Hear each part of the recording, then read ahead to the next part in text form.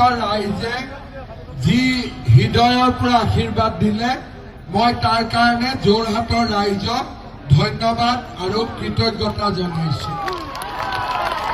শ্ৰদ্ধাৰ ৰাইজ, যোৱা কেইবাটাও দিনত বছৰত আপোনালোকে দেখিছে যোৰহাটৰ উন্নয়নৰ বাবে আমি কৰা প্ৰচেষ্টা।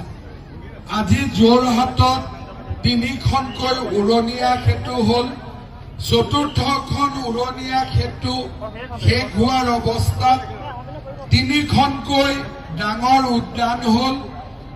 আমাৰ ফ্ৰীডম মুভমেণ্টৰ কাৰণে আমি যিখন উদ্যান বনাইছো সি আজি সমগ্ৰ অসমৰে দৃষ্টি আকৰ্ষণ কৰিছে। ভোগদৈ নদীৰ পৰা বিশুদ্ধ খোৱা পানী আনিবলৈ আমাৰ পানী যোগান আঁচনিৰ কাম ইতিমধ্যে আৰম্ভ হৈছে।